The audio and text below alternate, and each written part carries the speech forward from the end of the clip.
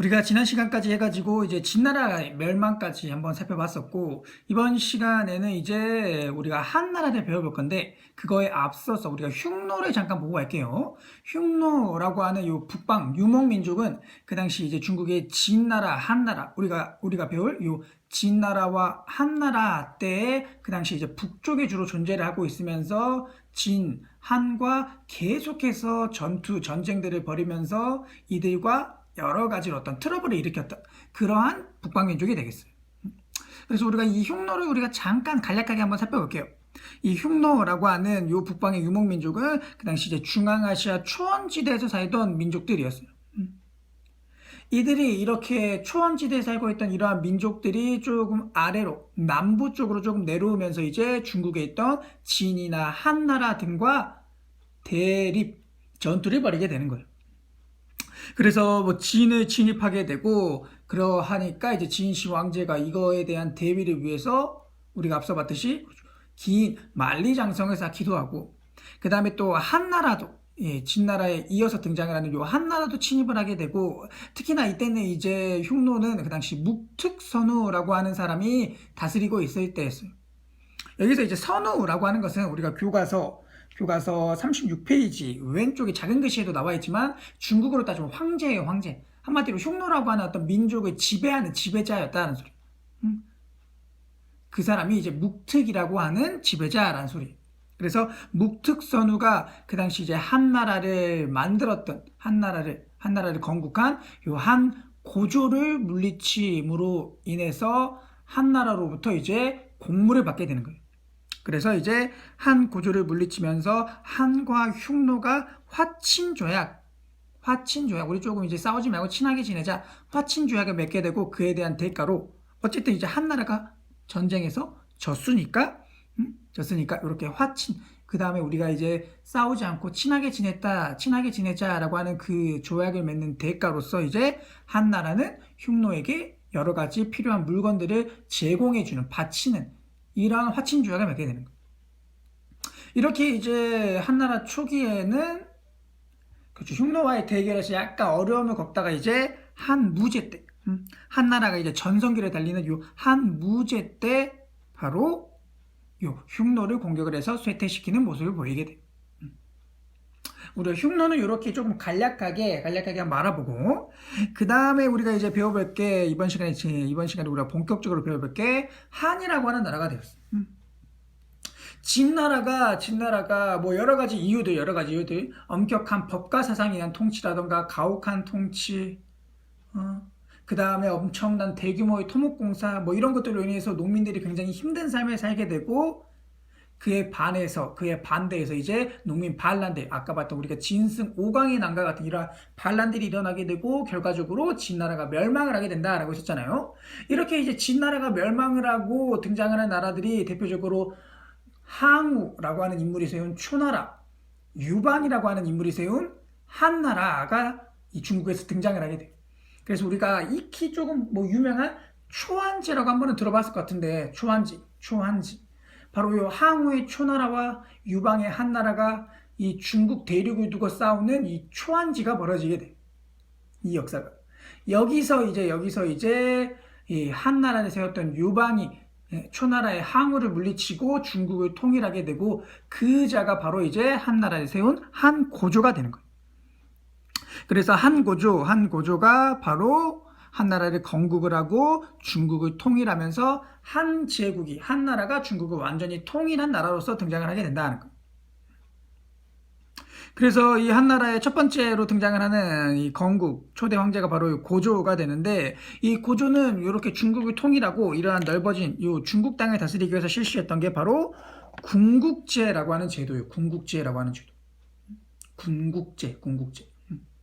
이 군국제라고 하는 제도를 우리가 조금 잘 기억을 해둬야 되는데 이 군국제라고 하는 제도는 그렇죠. 이렇게 봉건제와 군연제로 이루어져 있어요. 즉 군국제라고 하는 것은 봉건제와 군연제를 각각을 조금 혼합시켜 놓은 제도였어요. 혼합시켜 놓은 제도. 이 군국제라고 하는 것은 이렇게 봉건제와 군연제를 약간 혼합시켜 놓은 제도였어요. 이게 어떤 제도냐라고 하면은 그 당시 이제 왕이 살고 있는 수도를 중심으로 한 그 주변 지역, 그 다음에 뭐 군사적, 정치적으로 굉장히 조금 중요한 요충지대, 중요한 지역, 이러한 지역들은 이제 왕이 직접적으로 관리하는 군연제를 실시를 하고, 그 외에 다른 지방들은 똑같이 이제 제후를 봉해서 다스리게 하는 봉건제를 실시했다라고 하는. 즉, 이 중국이라고 하는 요 거대한 나라를 뭐 봉건제라던가 군연제라던가 이렇게 하나의 제도로서 다스리는 게 아니라 이 두 제도를 약간 짬뽕시켜서 혼합시켜서 다스리는 제도를 우리가 군국제다라고 하는 거예요. 군국제. 그래서 봉건제와 군연제를 이렇게 합쳐놓은 제도를 우리가 군국제라고 해요. 그러면 우리가 여기서 요렇게 요 통치제도의 변화를 우리가 조금 잠깐 한번 간략하게 우리가 조금 살펴보고 정리를 해보고 할게요.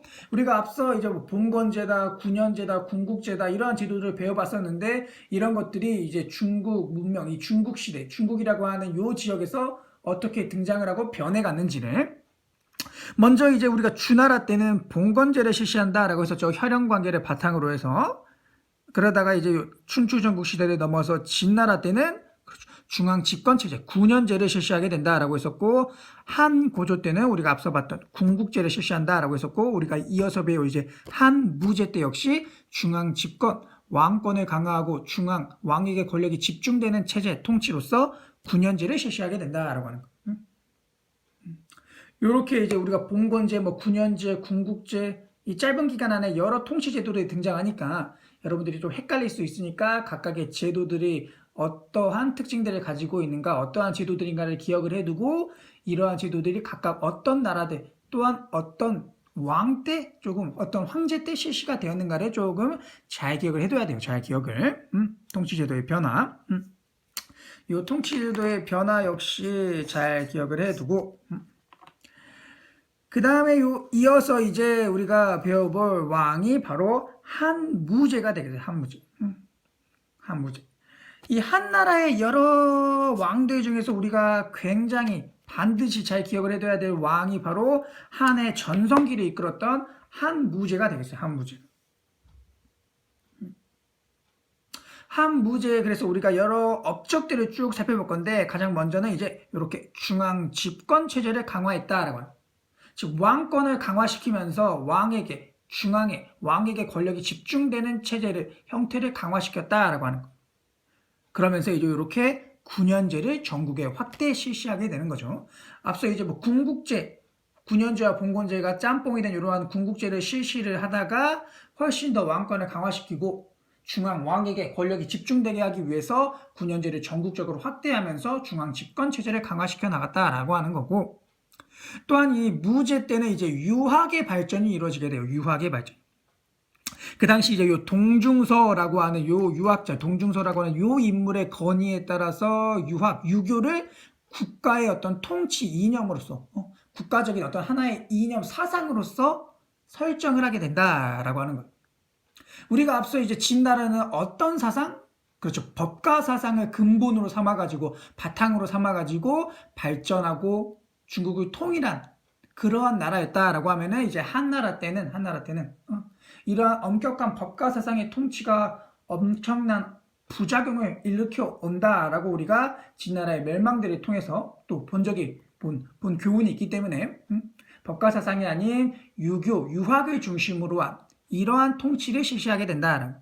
그래서 유교를 통치 이념으로 삼고, 그 다음에 이러한 유학의 어떤 발전, 유학의 보급을 위해서 이러한 유학을 가르치는 기관이었던, 유학을 가르치는 교육기관인 태학이라고 하는 걸 설치를 하고, 그 다음에 이 유학을 가르치는 사람인 오경 박사, 이런 분들을 이렇게 두게 된다는 거예요. 즉 유학을 많은 사람들에게 가르치기 위한 교육기관과 가르치는 스승을 만든다라는 소리.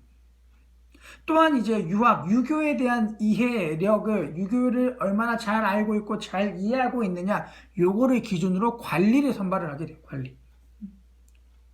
옛날 시대에 우리가 이제 잘 나가기 위해서는, 한마디로 성공하기 위해서는, 그렇죠, 보통 이제 과거제라고 부르는 관리 선발 시험에 합격을 해야 그렇죠. 권력을 잡게 되고 떵떵거리면서 살게 되잖아요.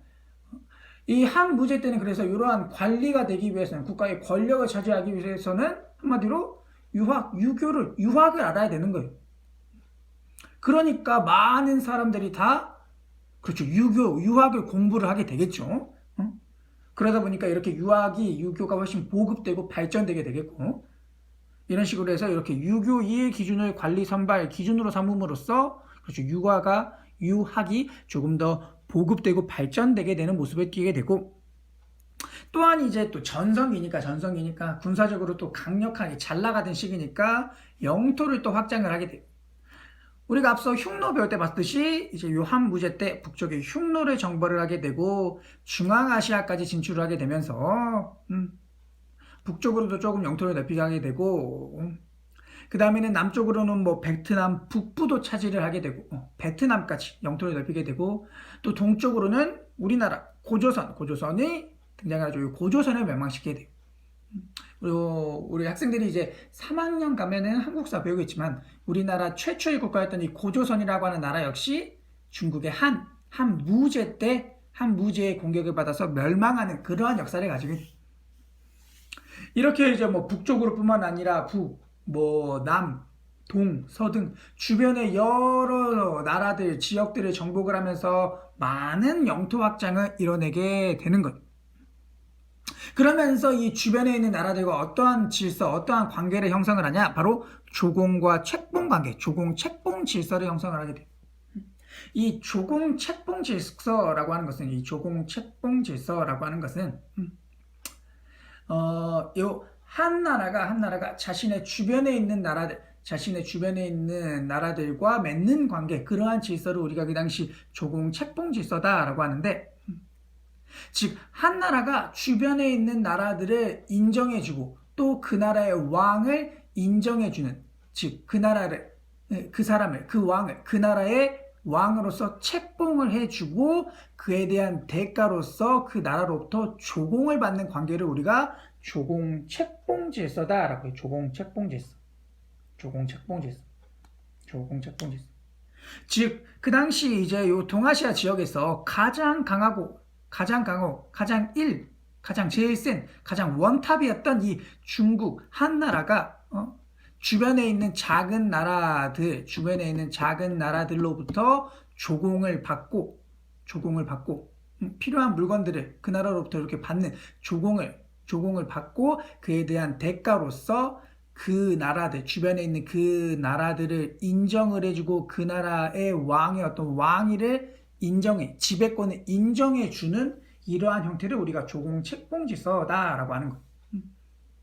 한마디로 주변에 있는 나라들은 이 가장 강력한 그 당시 제일 셌던 나라인 한나라에게 조공을 바치는 대가로서 한나라의 인정을 받게 돼요. 한나라 황제의 인정을 받게 되는 거예요. 자신. 그러면 함부로 나한테 이제 누구도 대들지 못하는 거죠. 나한테 대든다? 그건 이꼬를 바로 중국 한나라의 황제한테 대드는 거다라고 하는 거예요. 나는 중국 한나라의 황제한테 인정을 받은 왕이야. 인정을 받은 지배자야. 나의 지배권, 나의 이 지배에 대드는 사람은 나에게 대드는 걸 넘어서 한나라 황제한테 대드는 거야. 그러다 보니까 그렇죠. 나의 고나라, 이 주변에 있는 그 작은 나라들에서는 그 지배자, 왕의 지휘권 자체가 굉장히 공고해지는 거죠. 단단해지는 거예요. 함부로 나한테 대들지 못하는 거예요. 함부로 나한테 쉽게 말하면 개기지 못하는 거예요. 이렇게 이제 영토를 확장하고 주변에 있는 나라들과 이렇게 조공-책봉 질서 관계를 맺게 되는 거예요. 한나라, 그 당시 이제 한나라의 황제는 그만큼 이 동아시아 지역에서 제일 센 나라였고 제일 강한 힘을 가진 그러한 인물, 그러한 황제였다라고 하는 소리예요. 그 다음에 요 한무제 때 우리가 또 하나 잘 알아둬야 될 게 바로 실크로드 한 번씩 들어봤을 것 같은데 비단길의 개척을 하게 돼요. 요게 또 굉장히 큰 의미를 가지고 있죠. 그 당시에 이제 한무제 때 이 북쪽에 있던 흉노가 계속 우리 중국을 막 괴롭히니까 한나라를 계속 괴롭히니까 안 되겠다. 얘네들 이제 완전 한번 쓸어버려야겠다. 그러기 위해서 얘네들을 완전히 정벌해 버리기 위해 쓸어버리기 위해서 이들이 계획을 했던 게 이 흉노 옆에 있는 흉노보다 조금 더 서쪽에 있는 월지국이라고 하는 나라가 있었어요. 그래서 요 나라랑 손을 잡고 같이 흉노를 정벌해버리자, 쓸어버리자라고 하는 계획을 세웠어요. 그래서 흉노 정벌을 위해서 월지국, 이 흉노보다 서쪽에 있는 이 월지국에 장건이라고 하는 어떤 사절을 파견하는 거예요. 그래서 장건이라고 하는 인물을 서쪽 지방, 서역에 파견을 하게 된다라고 하는 거예요.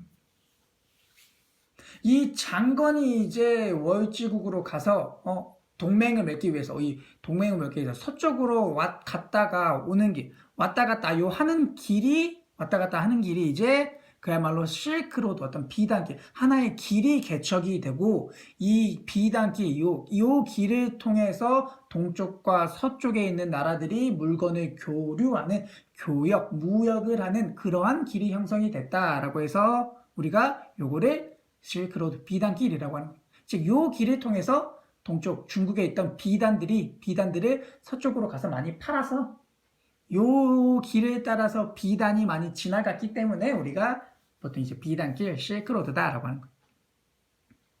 그래서 이 비단길의 개척이 이루어지면서 동서간의 교역, 무역, 동서간의 교역하는 길이 개척이 됐다라고 하는 거예요.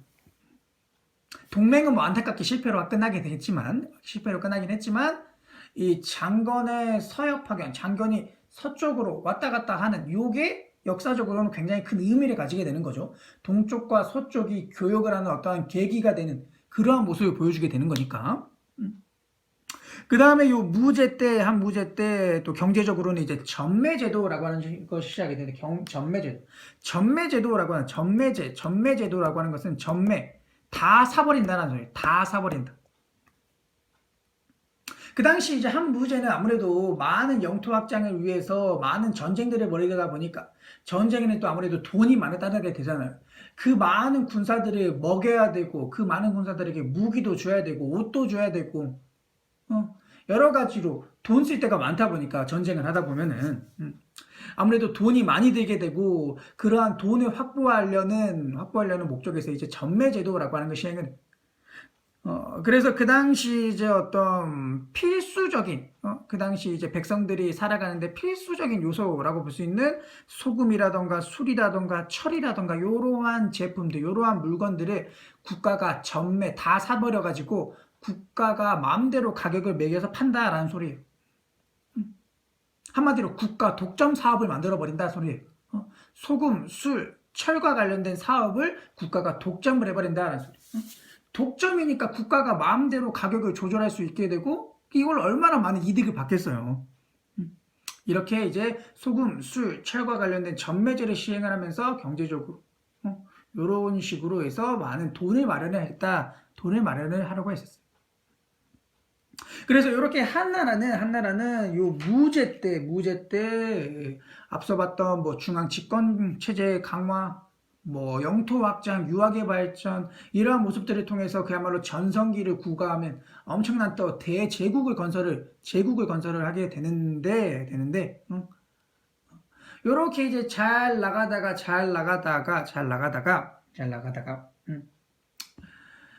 이 무제가 죽은 이후부터는 어느 순간부터 이제 외척 세력들, 우리가 외척 세력이라고 하는 것은 황제의 외가 쪽 세력, 황제의 그야말로 외가 쪽 세력들인 이 외척 세력들, 그 당시 이제 황제의 아내 쪽 집안 사람들을 우리가 보통 외척이라고 해요. 황제라던가 뭐 왕이라던가 이런 사람들의 이제 아내 쪽 부인이 되는 그 집안 사람들을 우리가 이제 외척이라고 하는데, 이 외척 세력들이 막 들고 일어나가지고 막 권력을 잡고 자기 마음대로 횡포를 부리는, 한마디로 그쪽이 나대는 거예요. 나대는 거. 황제의 부인 되는, 이 황제의 아내 쪽 되는 요 집안 사람들이 막 관직을 차지하고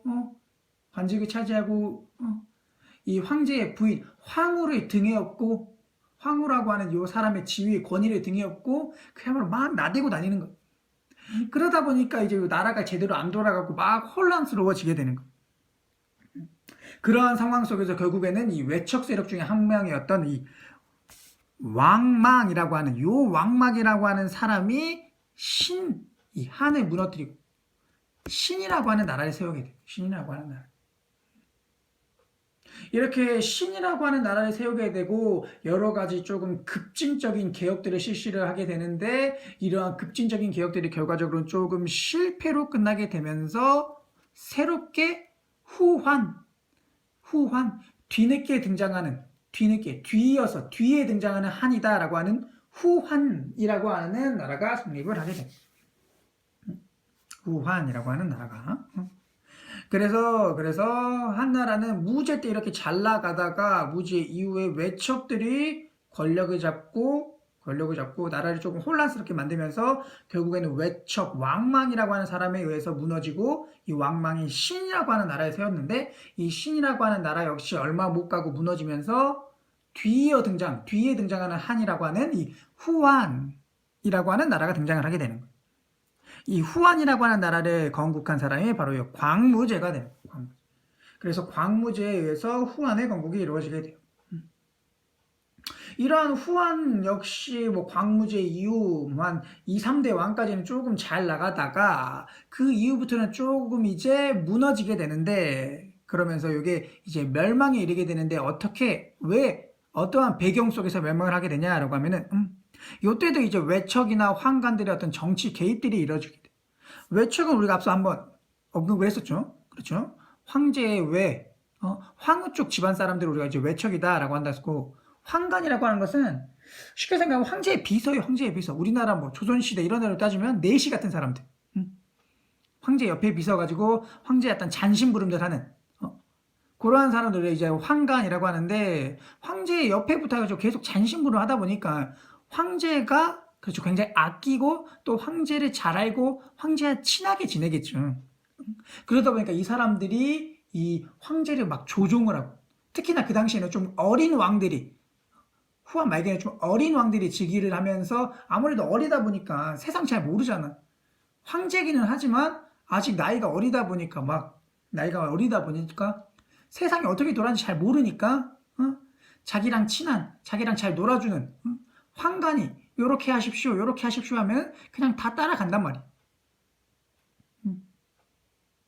또 외척 세력들 한마디로 뭐 자기 뭐 외삼촌들이 이렇게 하십시오 하면 또 거기에 따라가게 되고 이렇게 이제 외척이나 황관들이 정치적으로 개입을 하면서 나라가 혼란해지고 그러다 보니까 이제 지방에서 힘을 비축하고 있던 그 당시 이러한 지방의 큰 세력가들을 우리가 호족이라고 불렀었는데 이 호족들 역시 불만해가지고 여러 가지 횡포를 부리게 되는 거예요. 그러다 보니까 이렇게 중앙에서는 외척과 황관의 정치 개입으로써 나라가 혼란하고 지방에서는 호족들이 막 백성들 못 살게 굴고 그러다 보니까 농민들도 또 이제 못 살게 돼. 결국에 죽어나는 것도 농민이야. 농민들은 이렇게 나라가 혼란스러우니까 또다시 자기들만 죽어나가니까 반란 또 일으키는 거죠. 반란. 대표적인 반란이 요 황건적인 난이 되겠어. 황건적인 난. 대표적인 반란이 요 황건적인 난.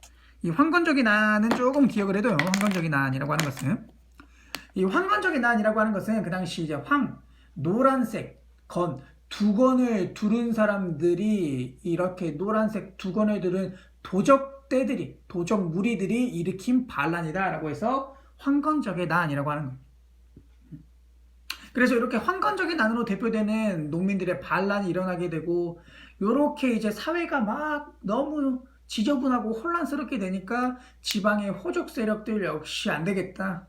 내가 다 나라 갈아엎고 새롭게 한번 황제가 새롭게 돼봐야겠다라고 해서 호족 세력들 역시 황제를 무너뜨리고 그렇죠. 자기가 중국을 통일할 중국의 황제가 되기 위해서 봉기들을 한마디로 쿠데타들을 일으키게 되는 것. 그러면서 이제 등장을 하는 시기가 바로 우리가 잘 알고 있는 삼국시대, 삼국지, 위초구가 등장을 하는 요 삼국지들이 등장을 하게 되는 거예요. 삼국지, 위초구가 등장을 하게 됩니다.